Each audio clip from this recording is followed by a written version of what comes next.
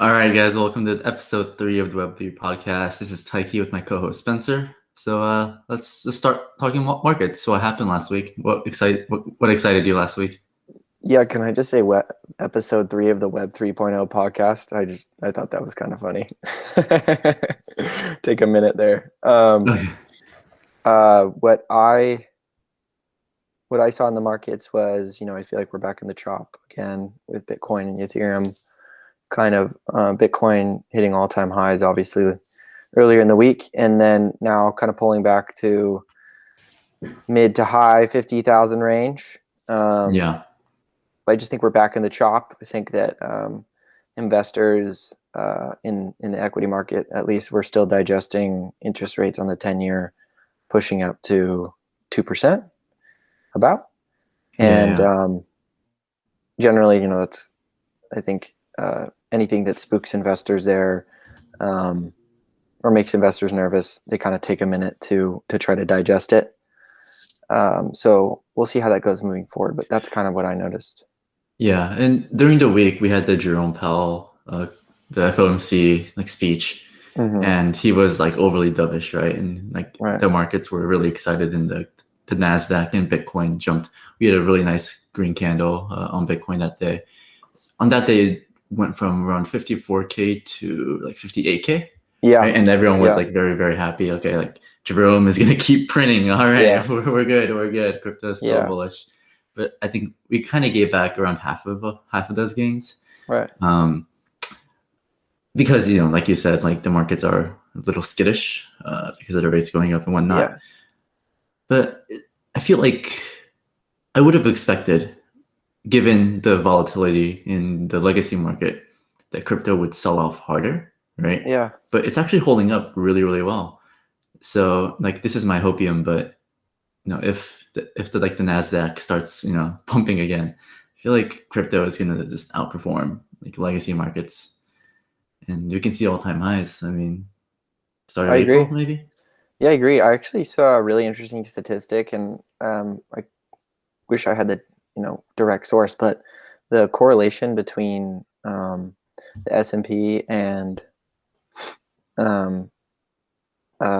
crypto is roughly 24%. So 24% of the time, so about one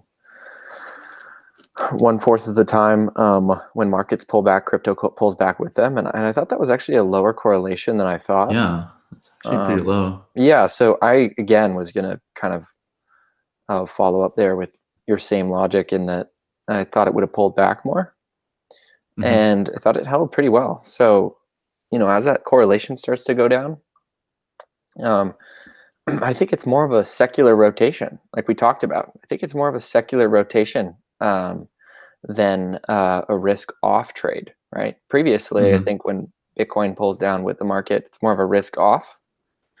Yeah. Investors just, trimming their risky assets in equities and cryptos. And now it feels more of a secular rotation. And so with crypto holding kind of strong, even with interest rate concerns, I was pleased generally. Actually been. Yeah, I was very, very happy. Yeah. Because I feel like, go ahead. Something in mid to late 2020, if the equity markets dumped, 5%, crypto would just dump much harder. Yeah. But now it starts. I think it's starting to decouple in a way. I mean, it's still correlated, right? If equities take a dump, then crypto is gonna be hurt. But that's also part of the super cycle thesis is the great decoupling, where equity markets go flat and crypto just keeps going up into the right, which is something I'm hoping for. And it's something that we always talk about. It's logical. It's logical that the markets would do that. If it were to do that, right.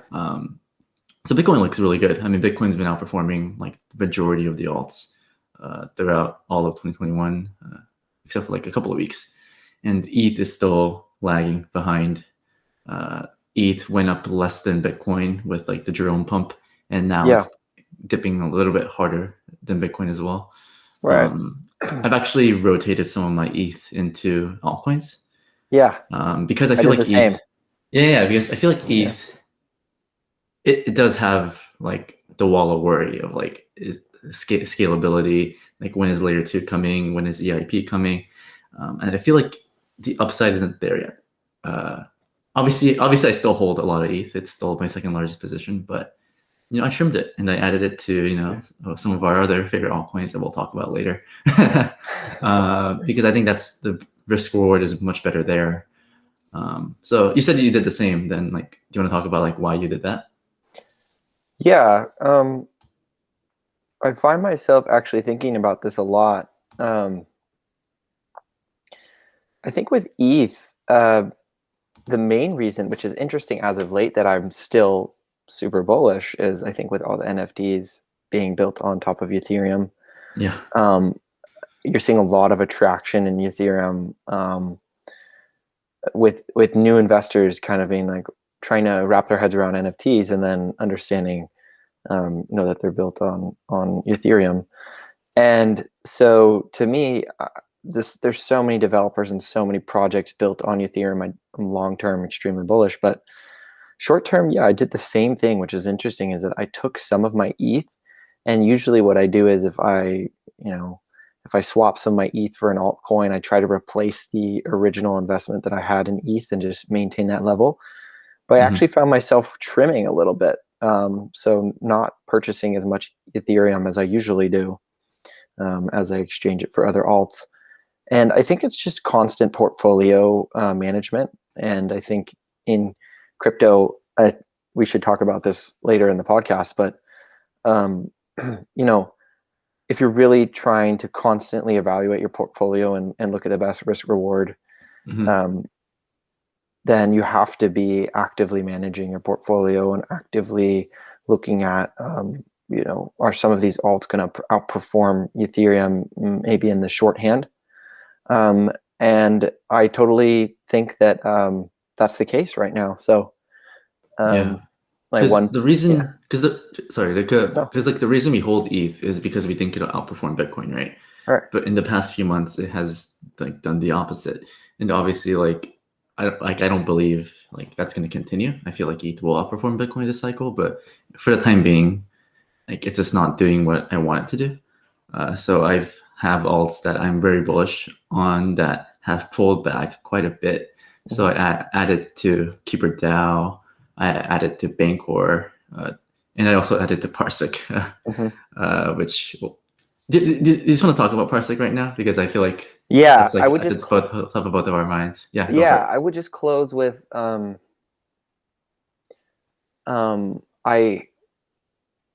think that a lot of the trade as of late in Bitcoin has been an inflationary trade, in that everyone, at least the narrative across social media and crypto Twitter, is the government's printing $1.9 trillion. And this is a huge bull case and huge marketing advertisement for Bitcoin.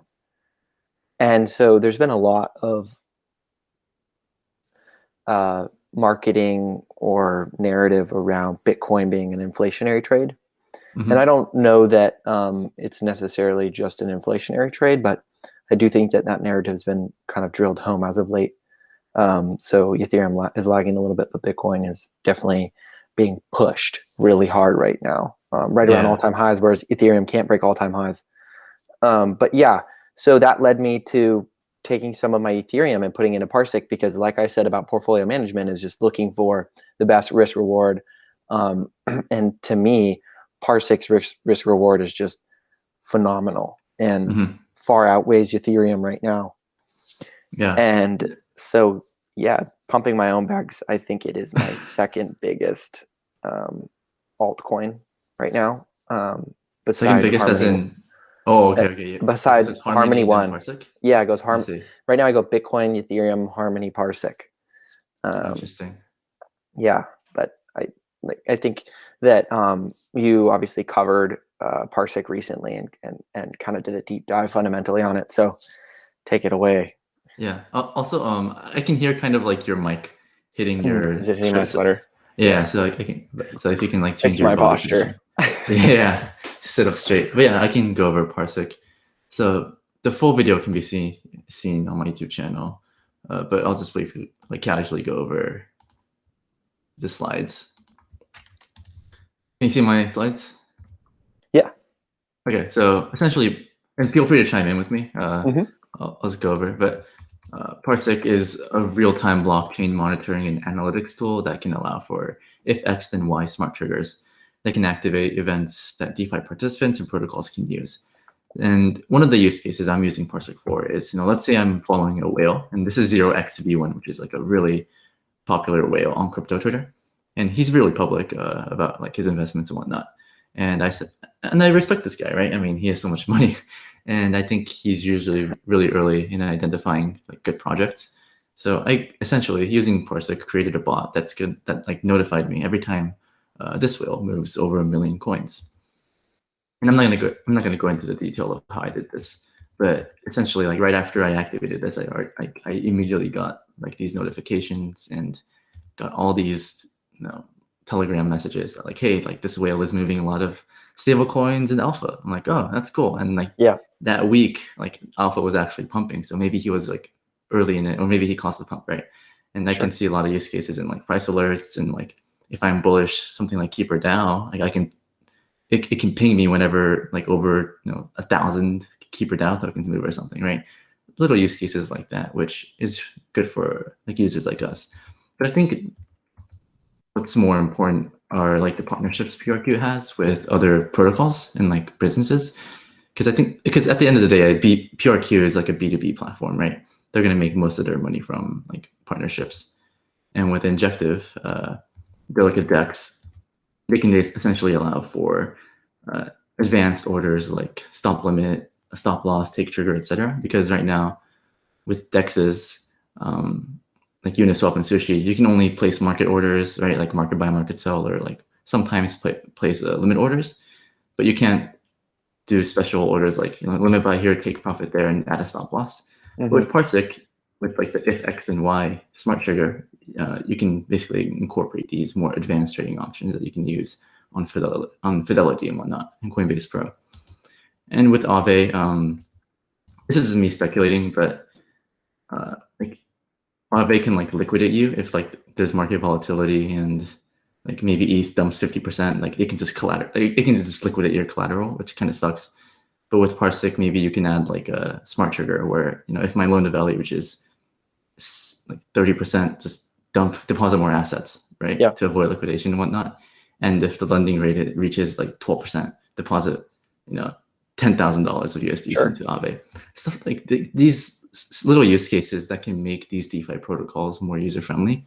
I definitely see a great use case for Parsiq, and they have all these partnerships. And at the end of the day, they are B2B, so you want to see these partnerships because that's where their competitive moat's going to come from.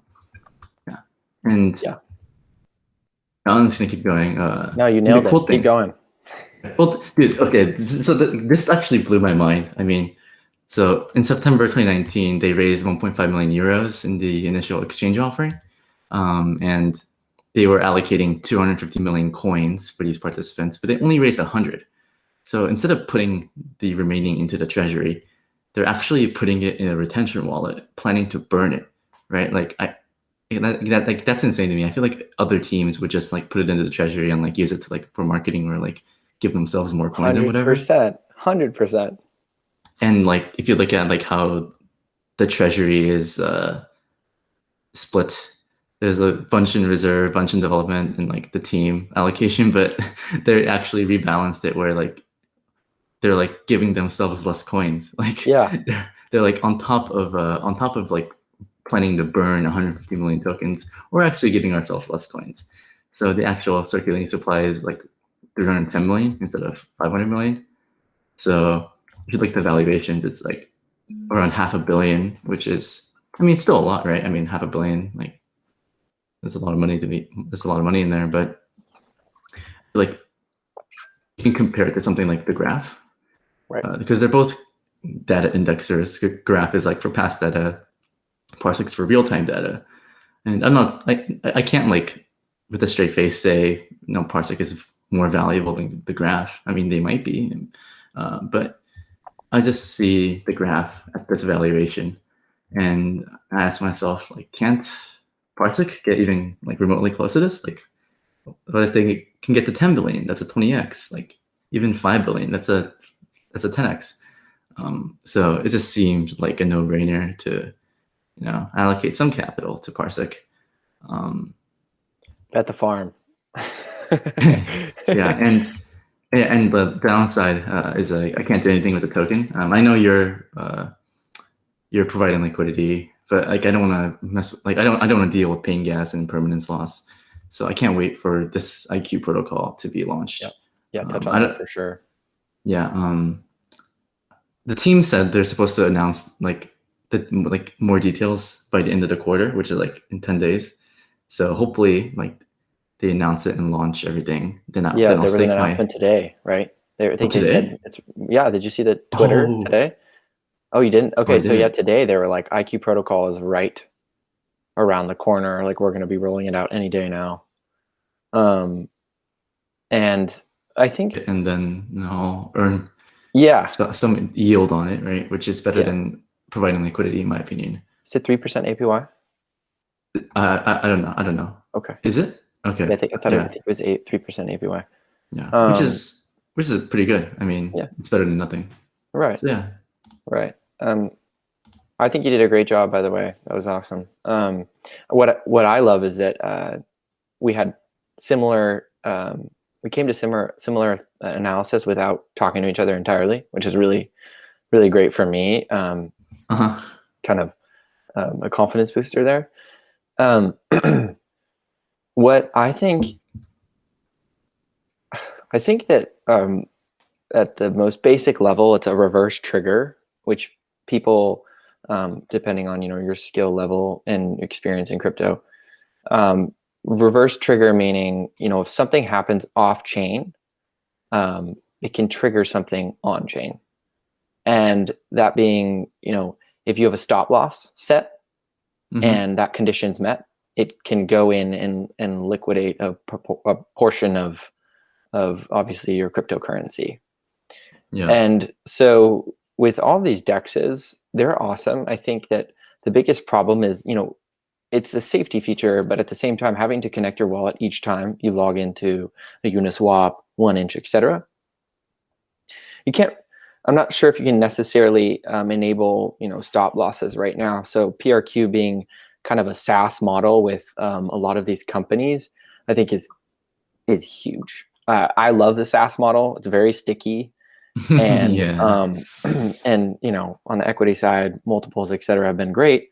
They've come down a little bit here, but being able to bring over retail users and make them more comfortable and transform dexes into a more user-friendly platform like their Fidelity, Schwab, stock trading exchanges, I think will be a big sigh of relief, because I even have to explain, how to use Uniswap to a lot of very intelligent people. But if we could just get the user experience to be more seamless in that sense, and PRQ already having the infrastructure and being able to approach multiple businesses and say, here's how we can transform your business, how we can add value, not only to blockchain companies but also normal corporations, is huge. And just being able to index in real time, whereas I think you mentioned, but Graph is a historical data indexer, Mm-hmm. whereas Parsiq is real time, and so you're having real time action off chain and on chain. Um, and then the last thing that I would like to add is you talked about their team kind of aligning us their kind of incentives with investors, Mm-hmm. and obviously not taking advantage of the excess tokens and putting them in a wallet to burn. That's actually what got me to kind of double down on my position, Yeah, because you just keep buying. I'm like, yeah, I damn, just dude. keep buying because Yeah. I've never seen a team, of only one other time at least, so actively involved in the community and so aligned with their investors. With PRQ, I saw, and this is the first time I've ever seen it, I saw an average retail guy lose some of his PRQ. He like sent it to Mm-hmm. the wrong wallet, and the development team at PRQ helped him get back his PRQ. which is crazy. And I think obviously those guys are really busy and they don't have to do that. But showing that courtesy, and then being as actively involved, they do a weekly update on the project and they keep everybody on board and involved, really made me bullish. And then to the point of providing liquidity, getting in on the boost program. And the only other time I've seen devs being so active was with Luna, with Terra, which has been one of my best investments. So But you for me, I was, sold too early. That's max I pain. know I sold too What you're early, saying. but I saw Max that. I saw the pain. development team and the progress that they're making. They're making announcements every single week, almost every other day, it feels like, where they're Yeah, partnering up they're with different shipping. businesses. They're shipping Yeah, products like I'm telling you, this token is one big announcement away from just skyrocketing. I think a Binance listing, some sort of listing, is in the immediate future, with the market cap easily going to $1 billion. And I used the same comp as you with Graph. I was like, Graph has an $18 billion valuation. At the time when I did my write up, I think Graph had like an $8 billion valuation, which is crazy. And I think it's better than Graph. I think the Graph team is really strong, but I genuinely think this is more. There's more of a use case here. But yeah, that's all I wanted to say. yeah, it's different use cases, though, right? It's like I mean, it's like a data indexer, but it's like comparing apples to oranges. It's because like Graph has specific use cases that like Parsiq can't like do, and like the other way around. So for me, it's like I can't say that I can't say for certainty that Parsiq is better than the Graph, but I can say that like how is Graph at 18 bill and Parsiq at half a bill? Something is wrong here, and I just think Parsiq will just go up, and that's like the way I view my investments. It's just like because everything in crypto is so hard to value, right? Like how can I value a Bitcoin, right? I obviously like there's it overplays gold, like that's the meme, like that's how people value Bitcoin. Mm-hmm. Like Mm-hmm. with other assets, how do you value Cardano? Like what the and so you have to You look at don't drop it, sell that. yeah. I mean, people are looking at ETH. They're like, okay, Cardano is better than ETH, so I'm gonna buy Cardano. Like that's the way Yeah. people think, right? So with like Parsec, I'm like, okay, like Graph is very valuable. Obviously, it's like the Google of blockchain. Parsec is going to be like something similar. I think it's going to be more valuable. Yeah. So yeah, like you said, I think it could be a 10, 20x. Just cross my fingers. Hopefully, my video does well. Pump our bags. Full disclosure, we're invested in it. Yeah, I think that gets to also is kind of talking about the super cycle, and we're kind of going to transition into, and I think a lot of people have approached cryptocurrencies using a stock to flow model or a super cycle, and taking into account obviously the halving. Yeah. So what do you think? I think that we are in the middle of a Super Bowl, but I was kind of saying, everybody sets their own price target, and to me, who's to say it goes to 100,000 versus 150 versus a million? Yeah, I think you should have price points in your head where you're gonna maybe take some off the table, but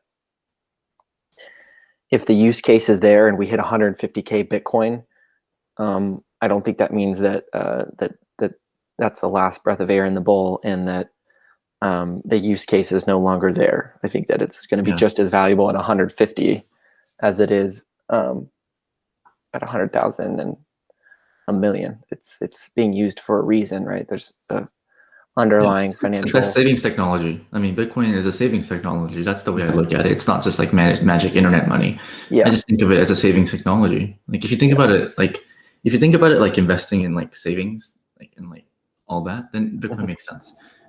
If you think about it as like internet currency, I feel like it's a little more challenging to think about like 100K, a million Bitcoin. But if you think about it as like a technology that like you save your wealth in, that can appreciate, that can beat the monetary inflation of fiat, then why not, right?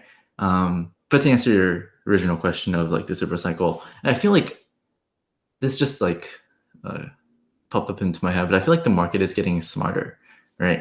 I think things that are pumping, things that should be pumping are pumping.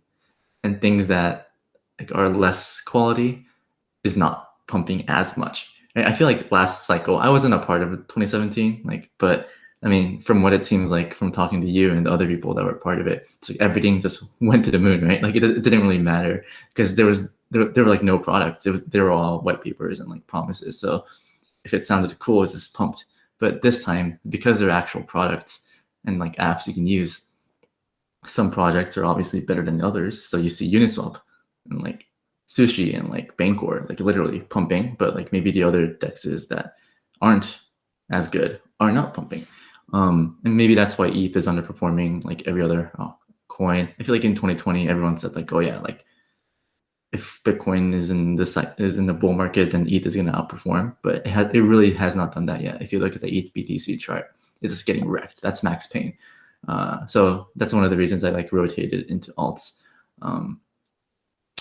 So yeah, I feel like Bitcoin will just slowly keep grinding higher. ETH will just be carried by Bitcoin. And once they solve scalability issues, it's gonna like literally pump so hard. I mean, I feel like if they actually solve scaling issues, it might just like blow off top to like 5 figs. Yeah, and I mean, obviously Ethereum had a great year. It's not when we say it's lagging, we think look at the growth rate over the last couple of years. It's outperformed Bitcoin, but oh gosh, there's something I really wanted to add that you said earlier, but I agree. About the markets being Oh smarter. no, yeah, but yeah. So I think it's real transparent growth, right? With the secular rotation that I talk about in equities, and people rotating out of high growth stocks like and like particularly in the Nasdaq. It's real transparent growth, decentralized, and you can totally see with Parsiq. You can follow along, and yeah, it's actionable investments and real time growth that you can track and follow with on-chain analytics, and that level of transparency is hard to put a dollar amount on. But I do think we are internet boom in a similar phase where you still see a number of projects that are outperforming that probably shouldn't and will eventually kind of get pruned. Yeah. But I agree, and I agree that like for instance with Harmony's been doing really, really well, and I think it's because it's what Ethereum's trying to get to with sharding, and people are like, well, okay, so sharding is this great technology. Well, does it exist before? No, Harmony's been doing it. I've been in Harmony for a while, and it hasn't been doing well up until recent. But it gets to the topic that I wanted to cover with portfolio allocation. And obviously, we have a majority of our holdings in Bitcoin and Ethereum. But if we're looking at a pure risk reward here, like you said, putting more of your portfolio in alts at this point, if we are in a super cycle, makes more sense, right? So, how are you approaching your portfolio percentage? Because I go to sleep thinking about it every night, and I wake up. Yeah. So for me, like, yeah, it makes sense, right? Like, I mean, I find projects like Parsiq and like KeeperDAO that I think are heavily undervalued that can catch crazy multiples.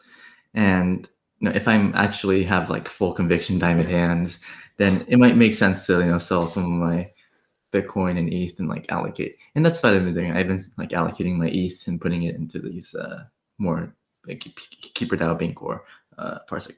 But I feel like me personally, I feel like it's gonna be really hard for me to like let go of my Bitcoin. I feel like 100K at least is coded in, is programmed in. So I don't want to sell anything like before that milestone. I feel like Bitcoin is just like it's like a cult, right? I mean, Bitcoin is like the gateway drug to crypto for like 90% of people, other than Doge and NFTs. And I think this hodler mentality has been ingrained in me, at least for Bitcoin. So I feel like if I'm adding into alts, it makes sense. Like I feel like if I'm putting new money into the space, I'm not gonna buy ETH. I'm gonna buy these lower market cap coins. But at this point, like in the next like 12 months, like I'm not going to buy any more Bitcoin. Probably not going to buy any ETH unless I'm like taking profits from like an altcoin to ETH or altcoin to Bitcoin in case like something like 40x's and like okay, I'm like it's gone up too much. So yeah, I think I do believe yeah, like you said, if this is a super cycle, then some altcoins are gonna like go ballistic, and I do want to catch a piece of the action. So I'm trying to front run it, by like trying to find these undervalued coins, and you just gotta wait and hopefully, and that's why I'm so excited about like earning yield in DeFi. I think that's one of the most important things like people can do in DeFi. It's like Yeah. if you're not in DeFi and you're not earning yield, you're fucking up. Because most of these coins are inflationary, right? Most of these coins, like they're just like printing more every day and like they're just like slowly getting into the market. So if you're not earning yield, you're just getting diluted. We talk about fiat and like monetary debasement, but that's also happening for your shit coins. So I really want to find ways for my coins to earn a yield. That's why I think Bancor is amazing. Like I can not even worry about impermanence loss and just earn crazy yield. I mean, I've had my assets in Bancor for like 20 days, and like I've already earned like 13 Bancor tokens, which is like a little over $100. I'm like, oh, that's cool. And I'm bullish Bancor, and I'm gonna hold it in for the next 3 months. I mean, I'm gonna make a lot of Bancor from just parking my assets in there. So I'm just trying to earn a yield on all my assets that I'm bullish on and just hold through with my diamond hands. Yeah. Let me see your diamond hands. Let me see it. I have huge hands. Yeah. So you said a lot, and but I agree. I'm not selling any of my Bitcoin, and I think that I'm buying into a narrative. But I believe in the technology. If I were a pure trader and I was coming into the space and I didn't have full understanding of Bitcoin and cryptocurrencies and blockchain, I probably wouldn't be buying a lot of Bitcoin right now, right? Yeah. Risk reward is better for these alts. Right. So I understand that, but I'm not a trader full time. I don't have time to trade full time. If I No. were, yeah, I'd have a different probably portfolio balance. But I'm very happy owning Bitcoin, and I do believe in it long term. I believe in the narrative. I'm earning interest on my Bitcoin. So are you. But I am getting aggressive, and I go to bed and I read George Soros so that I can have extreme conviction when I go out and I buy, a huge chunk of PRQ.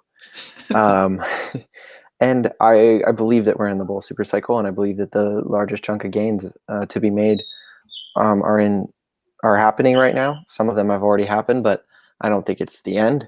I am and have been selling some of my alts as they go up, a lot, and putting it into Bitcoin because I believe in Bitcoin. But I agree. I'm really starting to think about each position I have, how it's done, and the outlook. And so when I looked at Parsiq, and I look at a market cap of half a billion, and I see a graph with an $18 billion valuation, I think that the best the best place to park new capital is with Parsiq, is with some of these altcoins. And so as I start to continue to add, I'll look for smaller altcoin projects with great risk reward setups. And I just hear Stanley Druckenmiller. Yeah, I just hear him saying that George Soros would just give him a hard time. Yeah, George Soros basically told him, you're never betting big enough, and if you have such high conviction, why aren't you? So yeah, for me, I've been playing that in my head, and it's like Parsiq. Yeah. Do you want to briefly go over like the story, like the George Soros betting against the British pound? Yeah, basically, George Soros and the Quantum Fund broke the British pound in the 90s. After World War II, European nations got together to basically establish a fixed rate exchange of currencies. And what happened was Britain was going through a hard time, and they weren't able to raise interest rates and attract capital into the country. And so essentially they were at a really tough point where they were at the lower bound of the exchange rate, and they were going to have to devalue their currency. But if they were to do that, then they'd break the agreement, and all hell breaks loose. exactly. And so go ahead. It was essentially a scenario when like the British pound, like it had to go, like there was no demand for it. It was going to go down, but they had this agreement where you had to like keep it at a support, right? But George Soros was like, this is going to go down. It's inevitable. It's going to tank. Yeah. So he just basically bet his entire fund, like took leverage and shorted the British pound. And lo and behold, like everyone else did the same. The British pound broke its peg, went down like 15%, which is a lot for a currency. And George Soros made a lot of money. And the whole takeaway was that like if you know a trade is logical and it makes sense and the risk reward is skewed to the upside, then you should just bet the family farm on it, right? Like why are you allocating 10% of your portfolio into Bitcoin if you actually think it's going to be like 6 figures? Like it makes no sense. You should at least have. I mean, none of this is financial advice, obviously. Right. He found asymmetric bet, and it was actually Stanley who found it, but George Soros said, "What are you doing? Put more. Double down at least on your bet." And so in one day, I think they doubled the size of their bet, maybe even more. I think it might be more. But having conviction when you see an amazing trade is essential to really creating generational wealth. And George, I read that basically George didn't, later on in his career, he was reading mainly philosophy and studying philosophy 90% of the time. And Stanley said that George would just take Stanley's research and bet, like make extremely large bets. And he didn't even have to do the research on his own. He just knew that Stanley was a smart guy, was going to figure it out, and that Stanley needed to bet bigger. And so I hear that in my head when I go to bed. No, and Stanley, he got into Bitcoin last year, but I think he only put like a fraction of a percentage or something. And at least according to like one of the interviews, he said he's like, I have a lot of gold and Bitcoin is a tiny percentage of my gold position. But if gold works, Bitcoin will work a lot better. And he said something along those lines. But I feel like right now he might be thinking to himself, man, like, what am I doing? Like, if I was talking to George right now, he would like spank my ass and be like, "Put more into Bitcoin. Like, what the fuck are you doing?" I bet you they have some really smart analysts, some really smart guys trading it right now, and they'll come out later and say, "Yeah, we returned 1,500%, something like that." I bet you. And so I was hearing George Soros in my mind call me a wimp, and essentially double down on my Parsiq bet today, which is a huge bet for me. And we're gonna see this through. Diamond hands. Yeah, and this is what I've been pounding the table on. It's like, why hold like inferior assets when there's this opportunity like waiting for you? Obviously, like according to your risk tolerance, you should like invest the amounts that you're comfortable with. But given like the macro, given what's being built, and if you actually understand these projects like Parsiq, right, it makes no sense that it's only worth $500 million. Though in the next week it might go down. Like I don't know. Not a good I'm not trader. worried about it if it does. Yeah, but like in the next 5 months, it's probably gonna like I'll at buy least more. 5x. If it goes down, I'll buy more. But I'm still worried about regulatory risk, and I think that's our biggest risk. And so that's what keeps me up at night a little bit. And just because we see a great bet, we could be wrong. Absolutely. So if you're watching this, there's no free lunch. And I'm kind of bullish on like I'm not bullish on regulation, but Gary Gensler, the SEC chair, the SEC chair, like he taught blockchain at MIT, so he understands the technology and like why it's valuable. So I don't think he's gonna like come out of left field and be like, all right, like Bitcoin's a scam, ETH is a scam. I think he's gonna, if he does like impose regulation, it's gonna be like smart regulation. Yeah. And if you, the reason I'm so bullish is because we're like more optimistic about regulation is like I feel like in like near the dot-com bubble when all these internet companies formed, like it could have been easy for like America to be like, like internet can like is a national threat. Like let's not allow internet companies to thrive here. But obviously in hindsight, like internet companies are the reason America's a powerhouse, like Apple, Amazon, Google, Facebook, etc. And you know, I am as a bulltard, I do believe that like crypto is the future of finance. So if the U.S. regulatory chairs like they don't like encourage like innovation, I feel like America will fall further and further behind. And I think China is pretty. Uh, I think they're pretty. I think aren't they crypto friendly? I know like they randomly ban Bitcoin You, sometimes, yeah, but I feel you, like they're you took integrating it right like where I was going to. Yeah. CBDCs. They're integrating CBDCs like central bank digital currencies much faster. So Yeah. in terms of like digital currency, like China's more up like ahead, right, than the I U.S. think China's a little different and another animal. I think that they're trying to regulate their their citizens even more. They want to see every single transaction and be able to trace it, and blockchain enables that. Um, but I think that what you said about America being full of entrepreneurs that are innovators and having the freedom to do that is essential. I agree with that. Um, but I'm more worried about like Gary Silbert uh, with Grayscale pumping his bags, or Coinbase listing coins on their exchange that their venture firm invests in, and it feels very gray, and it feels like penny stocks being pumped, in my opinion. So I think we will see regulation eventually, but these guys are really trying to maximize their returns right now while it's a wild, wild west. Yeah, I mean Grayscale, they're making a killing. Which, Yeah, like, I mean, all their, I mean, they just keep like listing these like trust funds of like random altcoins. yeah. I think they know their time's numbered because all these ETFs are going to come out.